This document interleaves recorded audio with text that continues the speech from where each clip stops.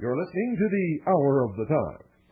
Well, I sure messed that up, didn't I? I had commercials playing when the intro was supposed to be going, and all kinds of strange things here, which just means that I'm not all with it today. So, please excuse my goose. Ladies and gentlemen, I've had a headache since early this morning, and I've been battling that all day, and I really started to do a rerun, and then I thought, no, even though my head is splitting, it's just not fair to the listening audience to give them another rerun on top of the ones that they've been listening to so much lately. And I told you Friday that we would continue with our expose of the hidden enemy in our midst. And so, that's exactly what we're going to do, ladies and gentlemen. Well, I know an awful lot of you saw the movie, The Wizard of Oz. And I know that very few of you, if any, understood any of what it was that you were watching. And you didn't make the connections with the metaphors that were presented in that motion picture. Who was the wizard? Who was Dorothy? What did the Tin Man represent? The Scarecrow. And, of course, the Cowardly Lion. What was that movie really all about? Well, I'm not going to give you the answer to those things, but if you want to, you can order the tape of the broadcast that we did where I did explain all of those things to the listening audience. And I may do it again sometime in the near future. But the connection that I want to make here is the wizard. The Wizard of Oz. Most of you throughout your life have watched things change in America, and you couldn't figure out why these changes were taking place. For Americans certainly wouldn't want it to happen. You've watched values destroyed, traditions disappeared. You have noticed that all of this destruction is coming from within, and so you look in vain for an enemy.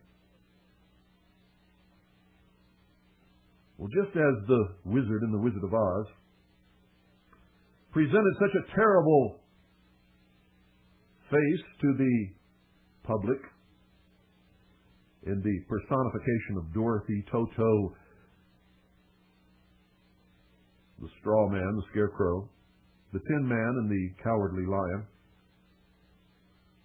so too does this enemy present this terrible face to the public of the world in the personification of the power of the hidden order. And just as in the movie The Wizard of Oz, when Toto ran over and barked at the curtain and Dorothy told him to get away from there, well, he had the courage that none of the others had. He pulled the curtain aside, and just as in the movie The Wizard of Oz, this terrible, omnipotent magician, for that's really what he was.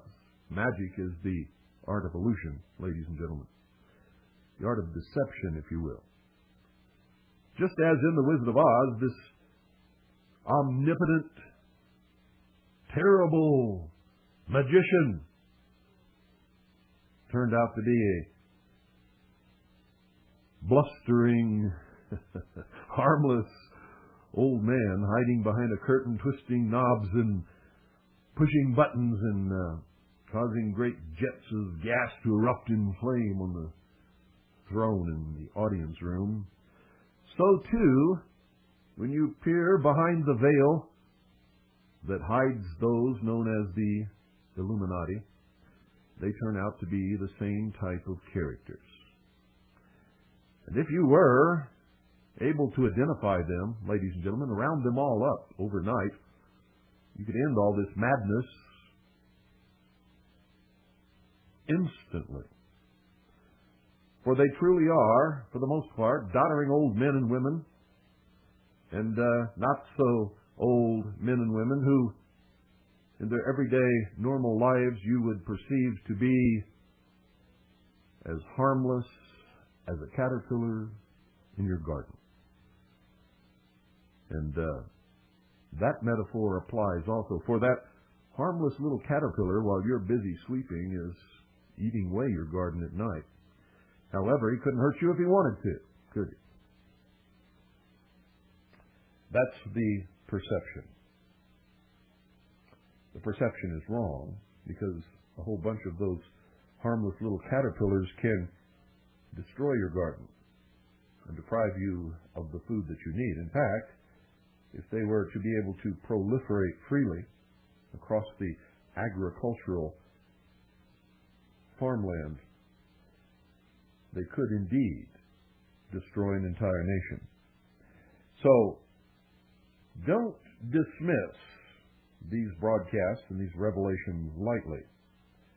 For just as those harmless little caterpillars that you can hold on your finger and couldn't hurt even a fly, can destroy your entire garden in one night's work, or maybe even a couple of nights' work, so too can your grandmother, grandfather, uncles and aunts, fathers, mothers, brothers and sisters, cousins and neighbors destroy this nation behind your back, while you're looking around in vain for something to identify as an enemy.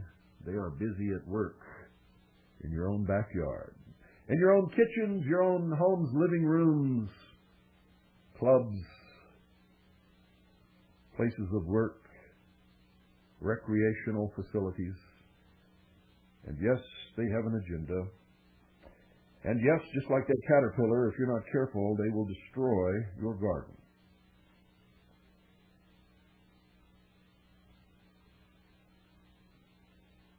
Dr. Albert G. Mackey, ladies and gentlemen, literally wrote the book on Freemasonry. And remember, just in case you've forgotten, when I say Freemasonry, I am talking about the entire gamut of secret societies and fraternal orders, where at the lowest level they may perceive themselves to be under different names and different occupations and not intertwined at all, but at the highest level they are of the same mind and the same organization, going about the same work. They are, in fact, Marxist socialists, and they are bent upon social engineering, not just of their community, but of the entire world. Dr. Albert G. Mackey wrote the book. He is the author of the Encyclopedia of Freemasonry, published in 1879. Mackey was past General High Priest and Secretary General of the Supreme Council 33rd degree for the Southern Jurisdiction of the United States, which takes in 35 of the 50 states. He spent more than 10 years writing this encyclopedia. It has been considered one of the top 2 authoritative works on Masonry. The other, of course, as I've already informed you, is Albert Pike's Morals and Dogma. In his encyclopedia, Mackey clearly identifies Freemasonry as a religion. How could it fail to be when he himself was past General High Priest? High Priest? That's right, High Priest. How can you have a high priest if you're not a religion? And that's just one of the things. But there's much more solid proof than just pointing to someone who's called high priest. I can guarantee it. You see, Mackey clearly identifies Freemasonry as a religion, and he categorically states that it is not Christianity, all their protestations to the contrary notwithstanding. He says, quote, Freemasonry is a religious institution, and hence its regulations inculcate the use of prayer as a proper tribute of gratitude to the beneficent author of life. End quote. Albert Mackey, Encyclopedia of Freemasonry, Volume 2, Chicago, New York, London, The Masonic History Company, 1924, page 594. He also says, quote, "The religion of Masonry is non-sectarian. It admits men of every creed within its hospitable bosom. It is not Judaism, though there is nothing to offend the Jew. It is not Christianity, but there is nothing in it repugnant to the faith of a Christian." End quote. Mackey, Encyclopedia of Freemasonry. Chicago, New York, London, The Masonic History Company, 1924, Volume 2, page 641. And he says this, quote, "Freemasonry is not Christianity, nor a substitute for it. It does not meddle with sectarian creeds or doctrines, but teaches fundamental religious truth." End quote. Mackey, Encyclopedia of Freemasonry, Volume 2, Chicago, New York, London, The Masonic History Company, 1924, page 162. Is Freemasonry a religion, ladies and gentlemen? Albert Mackey says yes. Is it Christian? Albert Mackey says no. Therefore, if Masonry is a religion, and it is not the religion of Christianity, Masonry is not a Christian religion, cannot be. And of course, we learned that from the writings of Pike, where he says that their religion is the Luciferian philosophy. So every Christian Freemason who claims it is Christianity is just flat lying to you, or is completely deceived.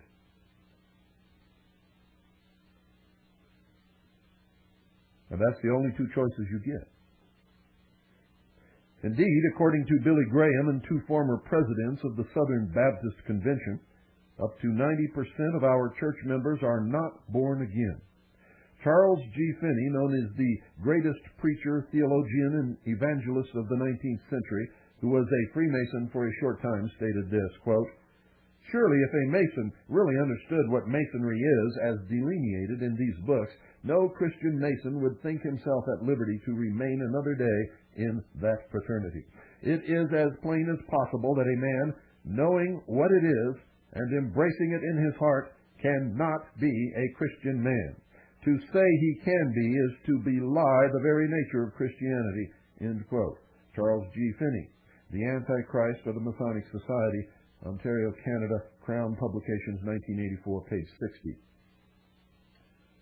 So let's pause for a moment to get a better understanding of the fact that there have been and are only two basic religions. These two are, first, paganism, which incorporates the mystery religions, Eastern religions, Freemasonry, the New Age movement, etc. Second, Judaism, which is the mother of both Christianity and Islam. In his Encyclopedia of Freemasonry, Albert Mackey gives us a better understanding of this concept. He writes under the heading, "Paganism," quote, "a general appellation for the religious worship of the whole human race, except for that portion which has embraced Christianity, Judaism, or Mohammedanism. Its interest to the Masonic student arises from the fact that its principal development was the ancient mythology in whose traditions are to be found many interesting analogies with the Masonic system," end quote. And he's right on the money when he says that. The understanding, ladies and gentlemen, that all religions other than Christianity, Judaism, and Islam have their common source in Lucifer's pagan occult mystery religions should help us place Freemasonry in its proper category. And that category is definitely not in the Judeo-Christian camp at all. You see, these pagan religions and the New Age movement share the same Luciferic philosophic source as well as the same goal: establishment of a New Age world religion on the ashes of all other religions existing in the world. Freemasonry, according to its most distinguished authority, was mother to all these pagan religions. And I quote, "Much of the Masonic secret manifests itself particularly to those who advance to the highest degrees of the ancient and accepted Scottish rite. That rite raises a corner of the veil, even in the degree of apprentice, for it there declares that Masonry is a worship. It is the universal, eternal, immutable religion such as God planted in the heart of universal humanity. No creed has ever been long-lived that was not built on this foundation. The ministers of this religion are all Freemasons who comprehend it and are devoted to it. End quote. Albert Pike, Morals and Dogma, pages 218 and 219. As you read Pike's comments, and you will, it's easy to get your hands on a copy of Morals and Dogma. It might require a little search, but you can find one. And as you read Pike's comments, keep in mind that they were prepared for the southern jurisdiction of the United States and published by its authority. In other words, it is the official doctrine of Freemasonry, not what some local lodge officials might claim or what the current 33rd degree council might try to lie about. Yes, boy, these people can lie. Remember, they're sworn never to tell you the truth about their organization upon the pain of death. Not just sworn once, but sworn for every single degree that they obtain.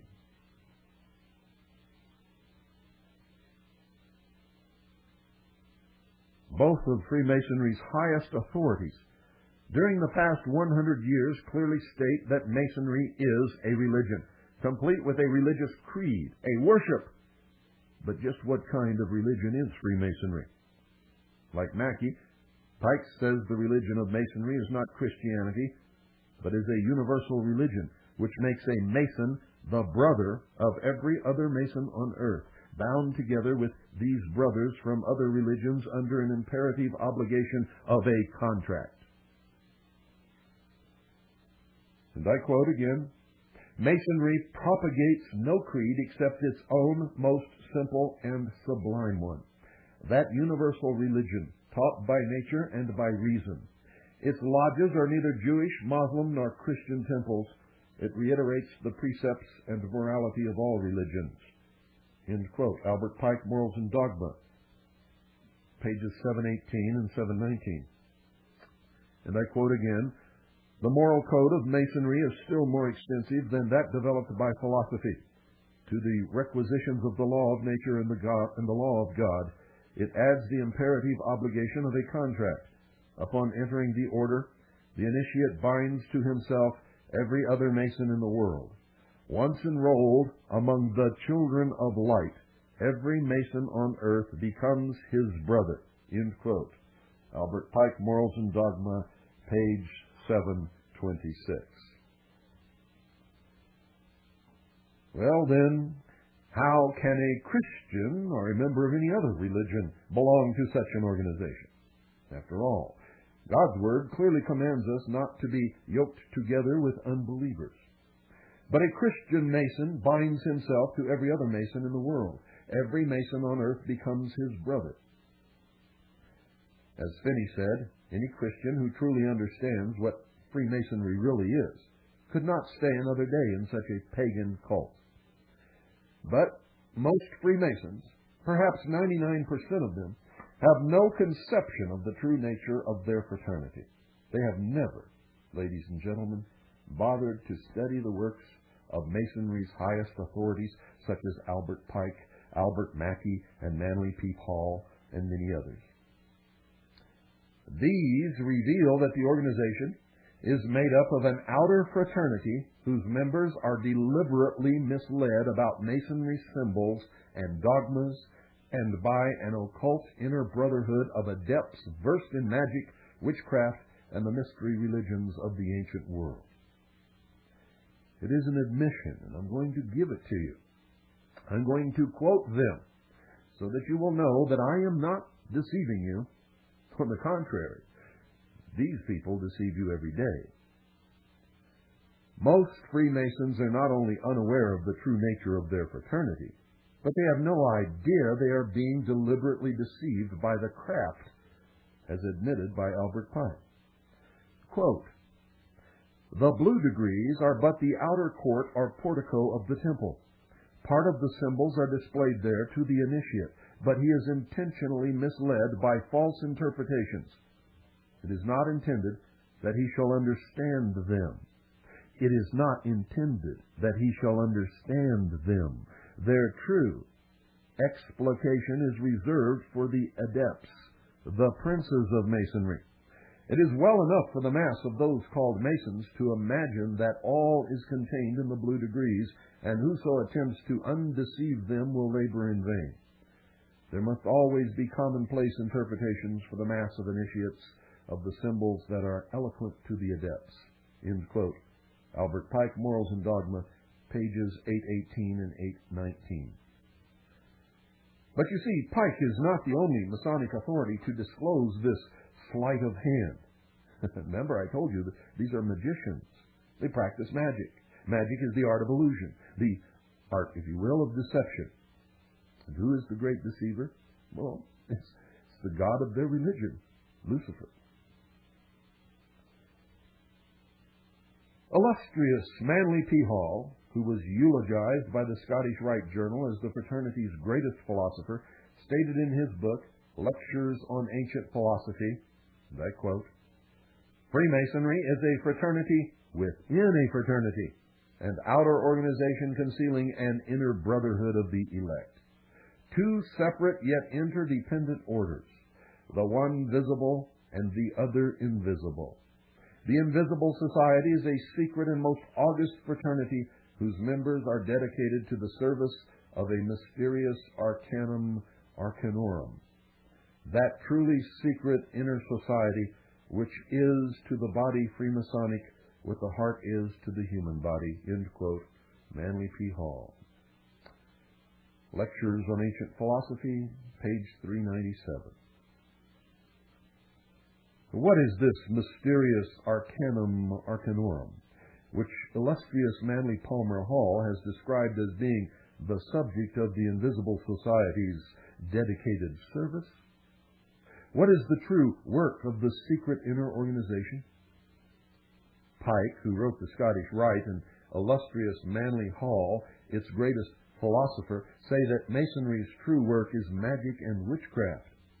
According to Pike, the Hermetic science embodied in certain symbols of the higher degrees of Masonry may be accurately defined as the Kabbalah in active realization or the magic of the works.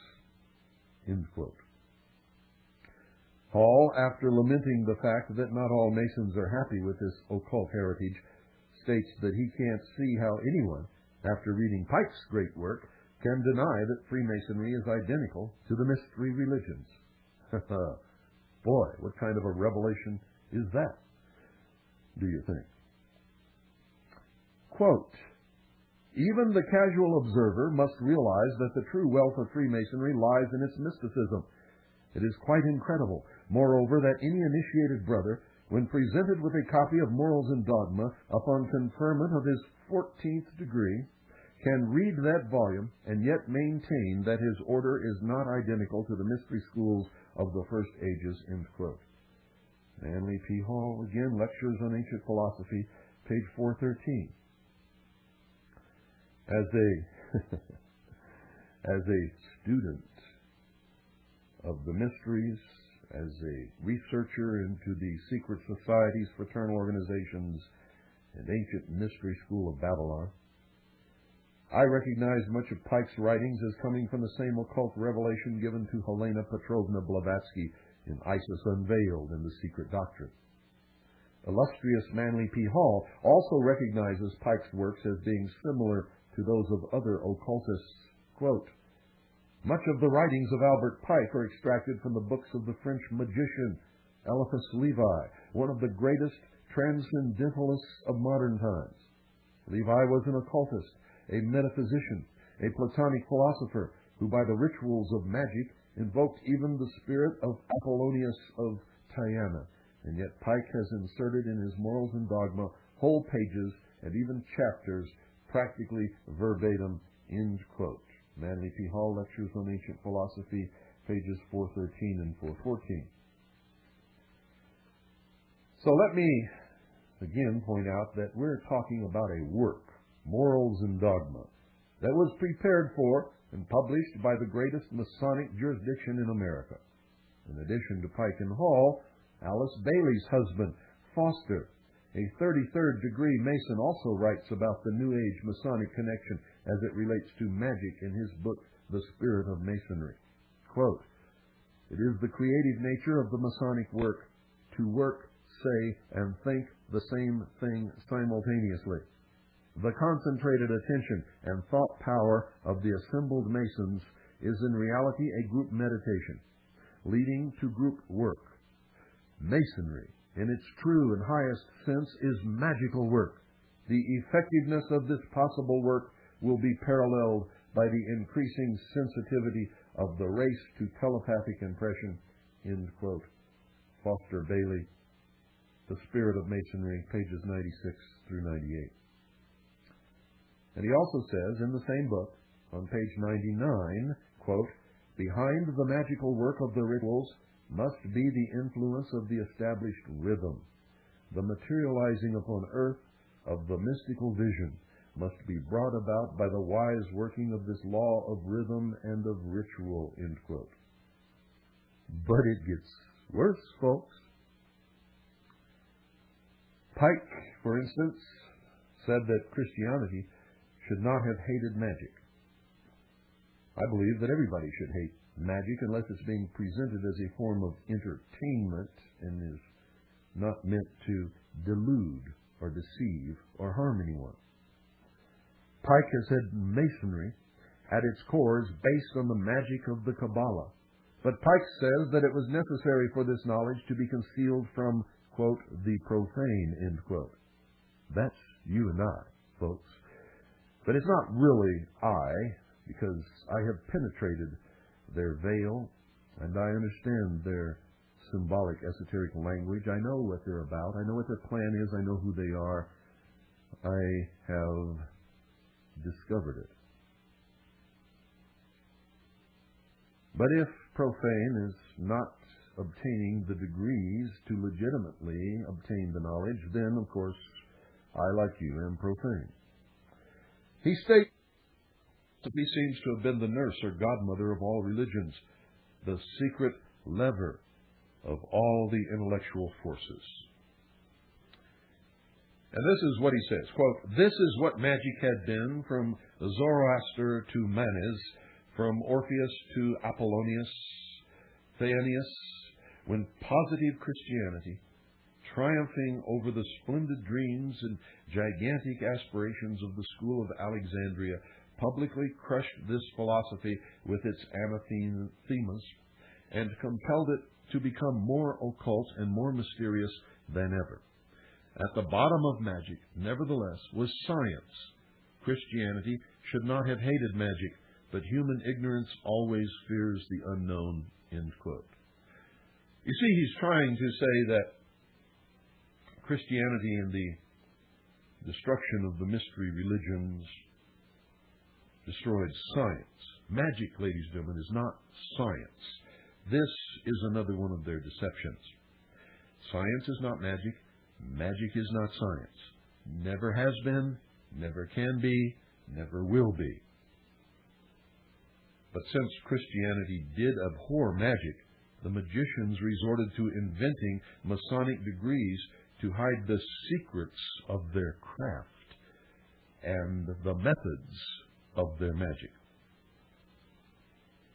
Quote, "Resorting to Masonry, the alchemists there invented degrees and partly unveiled their doctrine to the initiates by oral instruction afterward, for their rituals to one who has not the key are but incomprehensible and absurd jargon," end quote. And that's true.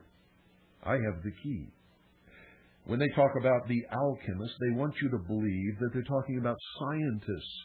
But the alchemists were not engaged in science. And that had nothing to do with turning lead into gold. The practice of alchemy, ladies and gentlemen, was the method of concealment of the practice of the ancient mystery religion of Babylon. The search was not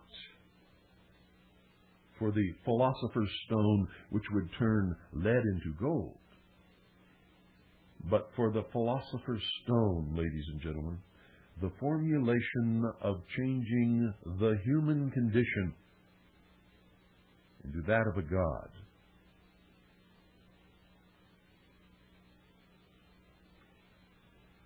And all of their formulas were allegories and metaphors for the process of initiation and the perfection of the soul, for the apotheosis of mankind. Isn't it amazing?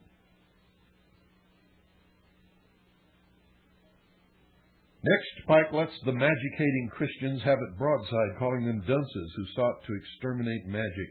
Quote, "The dunces who led primitive Christianity astray, who for so many ages waged war against magism, a war of extermination, have succeeded in shrouding in darkness the ancient discoveries of the human mind, so that we now grope in the dark to find again the key of the phenomena of nature." End quote. Albert Pike, Morals and Dogma, page 732.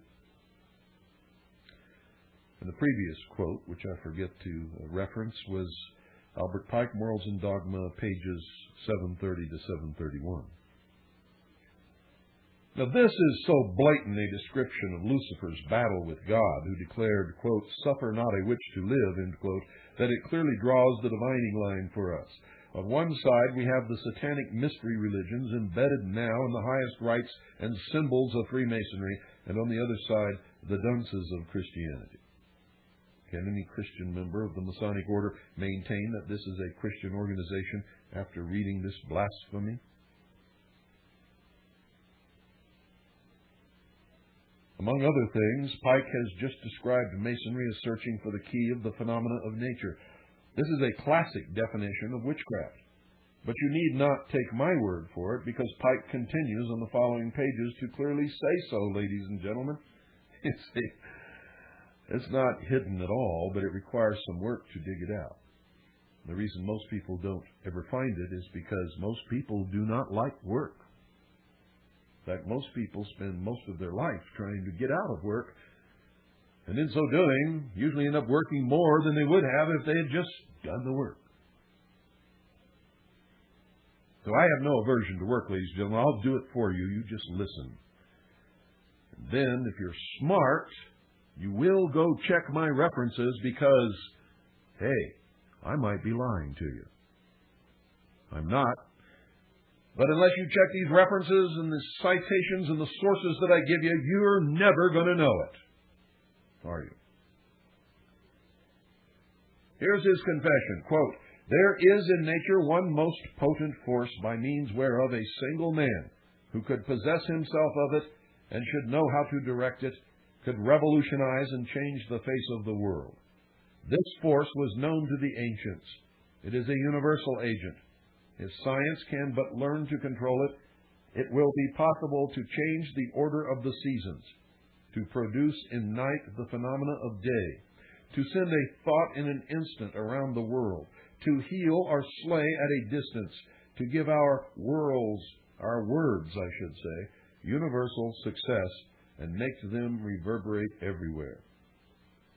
This agent, partially revealed by the blind guesses of the disciple of Mesmer, is precisely what the adepts of the Middle Ages called the elementary matter of the great work.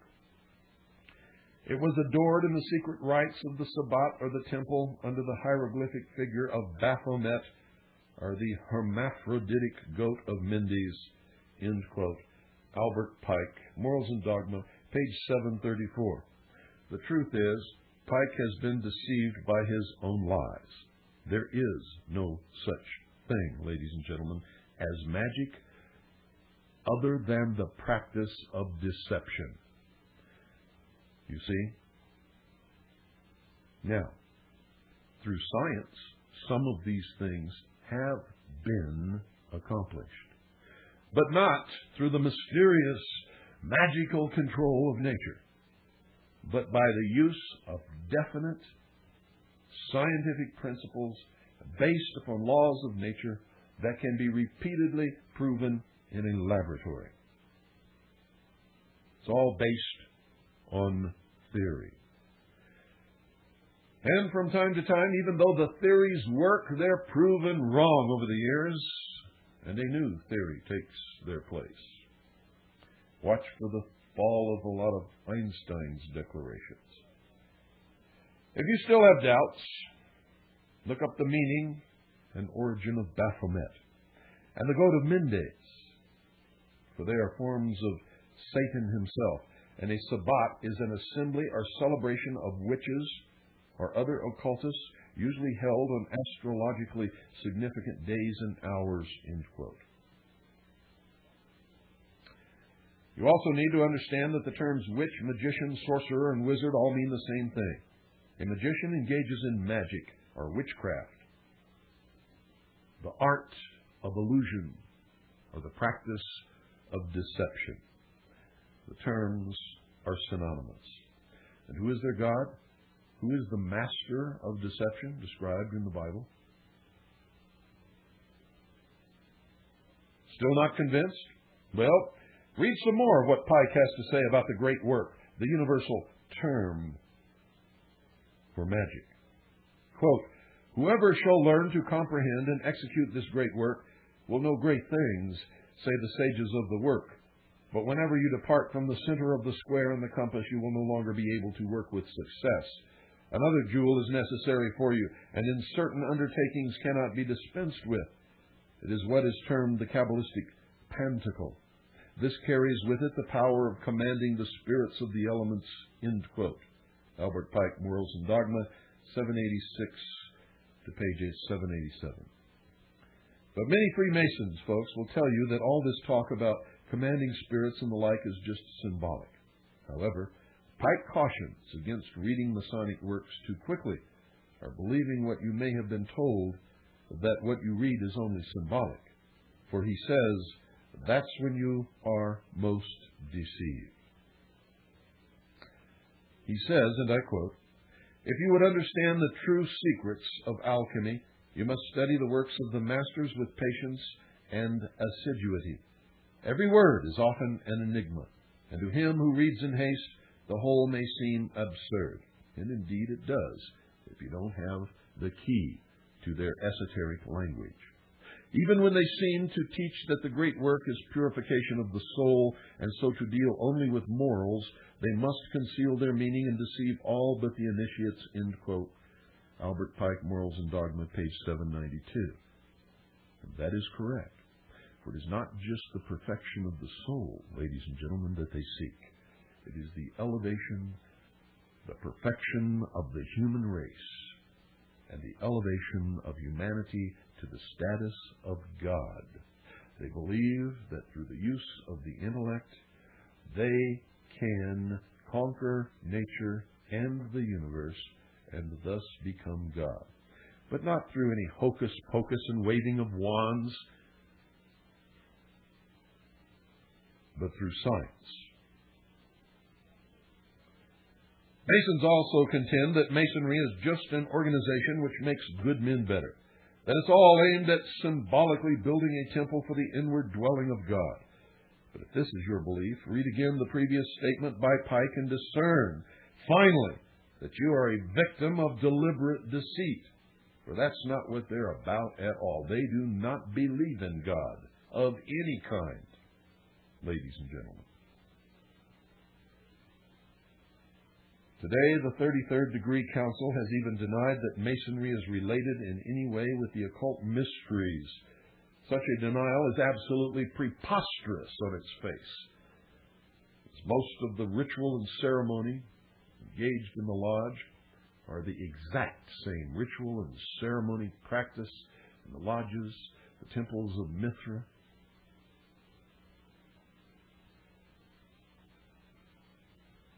in Heliopolis, in Egypt, in the rites of Eusebius,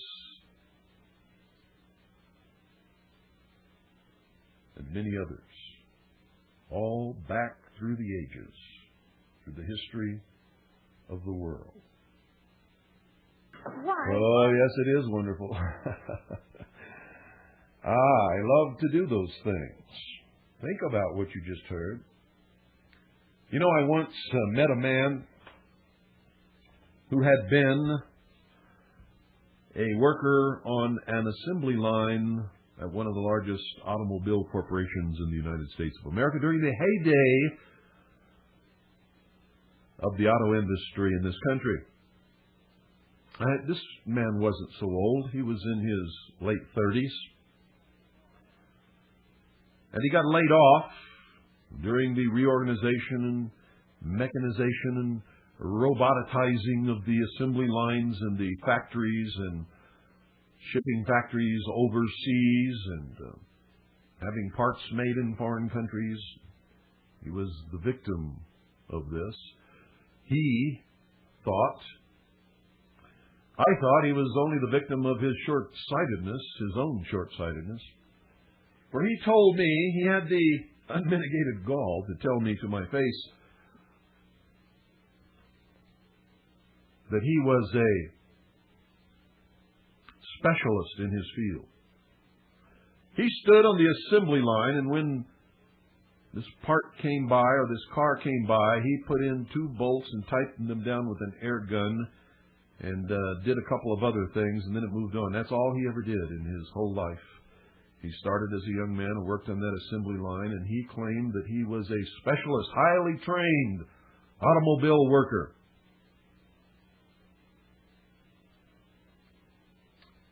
And I thought, how silly.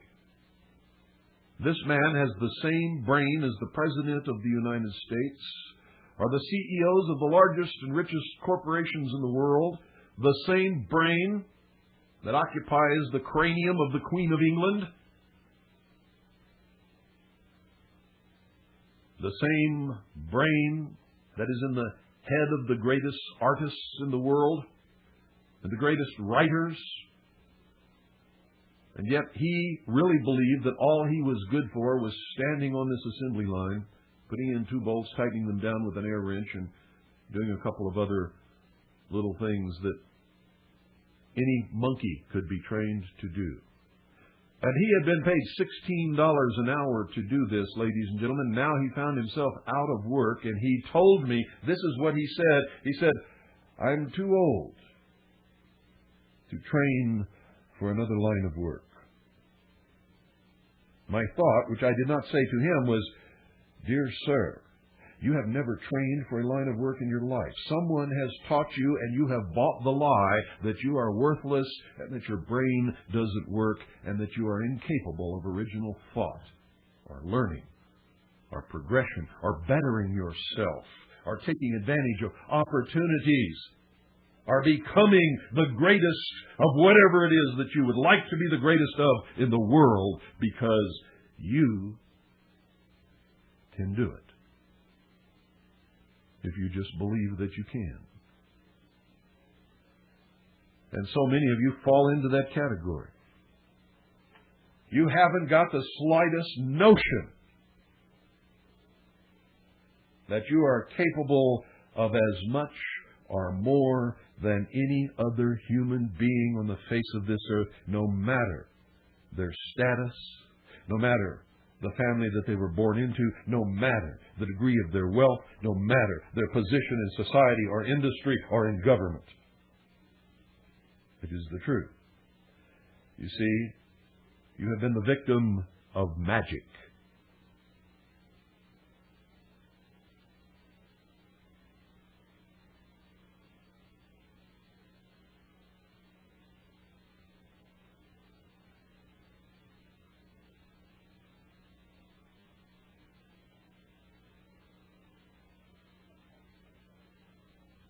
Here's how Pike characterized Masonry's occult heritage on page 639 of Morals and Dogma of the Ancient and Accepted Scottish Rite of Freemasonry. Quote, the occult science of the ancient magi was concealed under the shadows of the ancient mysteries, and it is found enveloped in the enigmas that seem impenetrable in the rites of the highest masonry. End quote. If the occult science of the ancient magi, or magicians, was incorporated into the ancient mysteries, and if this occult science is now found enveloped in the rites of the highest masonry, then this statement by the author of the current version of those rites should be adequate to document the claim that Freemasonry is the repository of the occult heritage of the mysteries that are to be reinstated for the New Age world religion. This New Age world religion, we are told, is to be inaugurated by the return to earth of, quote, the Christ, end quote, but it will not be the Christ of the New Testament, of the King James Version, or any other version of the recognized Bible of the Christian church. No, when they say the Christ, they mean something entirely different, ladies and gentlemen. What they mean is the perfection of the human race. They call it a paradigm shift in the consciousness of humanity or mankind. And anyone who is incapable of making this paradigm shift will not be allowed to progress into the New World Order. They will be simply exterminated. You see? For they believe that every man can be Christ. And that includes every woman. In the New Age movement, you will hear talk of becoming Christed, or that person has been Christed, or this and thus and that ascended master is occupying the office of the Christ. What they are referencing is their particular version of what they believe to be the perfection of the human soul through the attainment of the formula that produces the philosopher's stone, and thus elevating the human race into the next root race, which will be the sixth root race. The one that is passing by the wayside is the fifth root race. And these root races always are led in these secret orders by the Nordic man. What some of you would know as the Anglo-Aryan race. And they believe that all other races are inferior and are, for the most part, useless eaters. And that their job is to help these inferior races in the progress of their evolution. And the ones that cannot make progress should be exterminated. And it is just amazing to me that so many blacks, Hispanics, Orientals, Native Americans, and others outside of this Anglo-Aryan adept brotherhood have fallen for their deception and really believe that they are going to be the beneficiaries of this New World Order. They will be brought out of slavery and out of segregation and out of inferior third world nations to a state of equality with the rest of the world. And nothing, ladies and gentlemen, could be farther from the truth unless they listen to this broadcast, get their head out of their you-know-whats,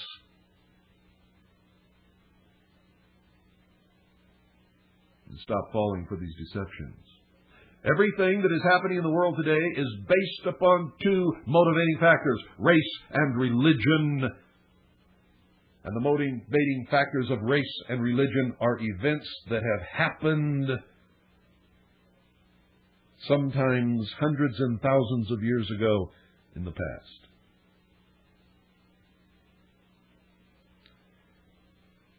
And that just about does it for this episode of the Hour of the Time. So, ladies and gentlemen, until tomorrow, when I hope I'll be feeling a little bit better, good night, and God bless each and every single one of you.